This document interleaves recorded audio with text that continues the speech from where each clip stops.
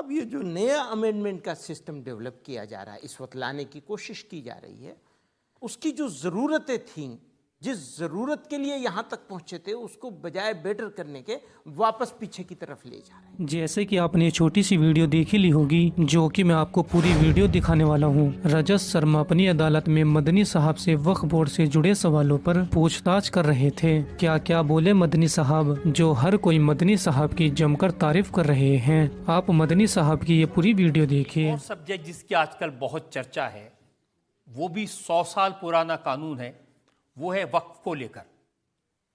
और वक्फ बोर्ड के कानून में जो अमेंडमेंट किए जा रहे हैं, ये आउटडेटेड सोच की वजह से उनको एक्सेप्ट नहीं किया जा रहा। देखिए, एक तो ये सवाल कि 100 साल पुराना कानून है, ये सवाल गलत है। ये कानून तो अभी अमेंड हुआ है, 95 वगैरह में कुछ इसके ऊपर काम हुआ है। एक बात ये है। दूसरी बात ये है कि औकाफ है क्या, इसको समझना ज़रूरी है। हमारे भारत में ख़ास तौर से लोगों का एक मिजाज है, सब मज़हब वालों का, कि वो दान करते हैं गरीबों के लिए। तो कुछ लोगों ने कुछ चीज़ें दान करी हैं और वो दान की हुई चीज़ों के मैनेजमेंट के लिए एक सिस्टम की ज़रूरत महसूस हुई अंग्रेज़ों के ज़माने में, और उन्होंने एक एक्ट बनाया। फिर 53 में, 54 में अमेंडमेंट हुआ या बनाया गया नए सिरे से, और फिर 95 में हुआ, फिर 2013 में भी उसमें कुछ हुआ है। ये ज़रूरत के हिसाब से इसको चीज़ों को मॉडिफाई किया गया है। अब ये जो नया अमेंडमेंट का सिस्टम डेवलप किया जा रहा है, इस वक्त लाने की कोशिश की जा रही है, ये उसकी जो ज़रूरतें थीं, जिस ज़रूरत के लिए यहाँ तक पहुँचे थे, उसको बजाय बेटर करने के वापस पीछे की तरफ ले जा रहे हैं।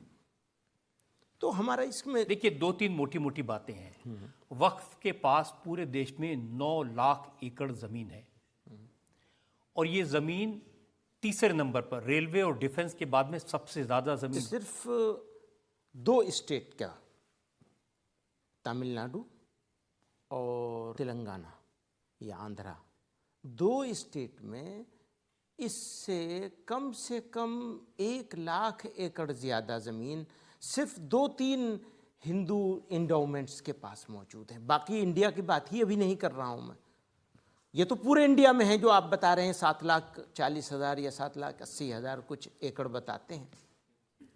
फिर इसमें एक प्रॉब्लम ये हुई है कि लोगों ने कब्जे कर लिए, नाजायज़ कब्जे कर लिए हैं। इसमें डिफरेंट गवर्नमेंट के डिपार्टमेंट्स भी शामिल हैं, और प्राइवेट भी हैं, और मुसलमान भी हैं।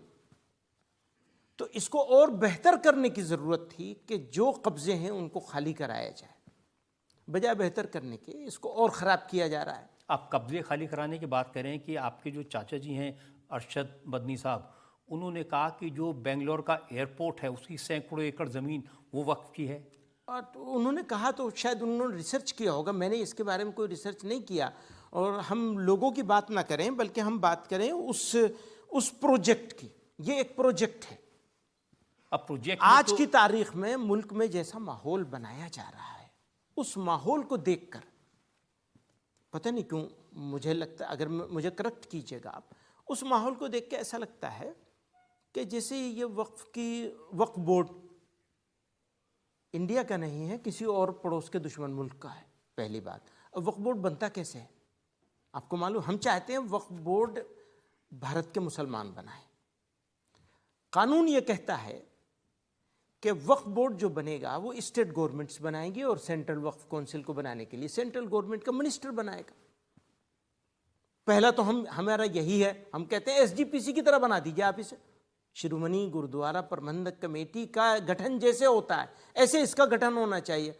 आज तक ऐसे गठन नहीं होता है। सरकारें अपनी मर्जी के लोगों को बिठा लेती हैं सिलेक्शन करके।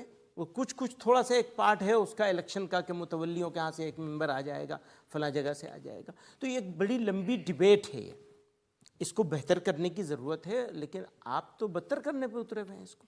देखिए, इंप्रेशन तो ये दिया जा रहा है कि पूरे देश में 200 लोग करीब हैं जिनका कब्जा है इन सारी ज़मीनों पर। हाँ, तो कब्ज़ा ख़त्म करवाना चाहिए ना। ख़त्म करवाने के लिए उसको प्रोसेस को और स्ट्रॉन्ग करना चाहिए। आप तो उसको और आसान बना रहे हैं कि कब्ज़े वालों का कब्ज़ा मुकम्मल हो जाए। और जो कब्जा करने वाले तो 2005 का मैंने पढ़ा, वो कह रहे थे कि ताजमहल भी वक्फ की ज़मीन है। हो कहने वाले के तो ठीक है भाई, आप एक बात समझिए कि ताजमहल अगर वक्फ की ज़मीन है तो वो वक्फ की ज़मीन भी है, और ASI के कंट्रोल में ऐसी बहुत सारी प्रॉपर्टीज़ हैं जिसमें दोनों लोगों का दखल है। अगर वक्फ की ज़मीन थोड़ी देर को मान भी लें तो कहाँ जाएगी वो? ज़रा सोचने की बात है ना, थोड़ा ओपन माइंड होकर के सोचें। तो ये जाएगा कहाँ, किसके पास जा रहा है? ऐसा तो नहीं है कि वो चाइना चला जाएगा। मैं उस मुल्क का नाम नहीं लेना चाहता हूँ जिसका नाम आपने लिया था। चाइना चला जाएगा क्या? नेपाल चला जाएगा क्या? कहीं नहीं जाएगा ना। इंडिया की चीज़ें इंडिया में रहेगी। और हमारे बारे में आज की तारीख़ में एक ख़ास किस्म का वो बनाया गया है जैसे हम कुछ और हैं, कहीं और से उतर के आए हैं, किसी और दुनिया की मखलूक है। मुसलमान, इंडिया का मुसलमान, हम जहाँ थे तो ऑप्शन मिला था हमको। मैं बार बार इस बात को कहता हूँ, हमारे पास चॉइस थी, हम चूज़ कर सकते थे। हमने इंडिया को चूज़ किया है और सोच समझ के किया है। मैं कहा करता था, हमारे लिए, इंडियन मुस्लिम्स के लिए रहने के लिए इंडिया से अच्छी दुनिया में कोई दूसरी जगह नहीं है।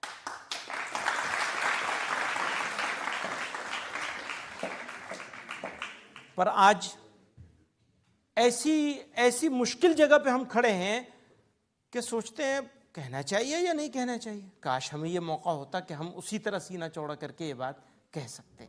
तो जैसे कि आपने वीडियो देख ही ली होगी, मदनी साहब की इस वीडियो को लेकर आपकी क्या राय है, अपनी राय कमेंट बॉक्स में ज़रूर बताना। और ऐसी ही हर अपडेट जानने के लिए पब्लिक रिएक्ट्स को सब्सक्राइब करें।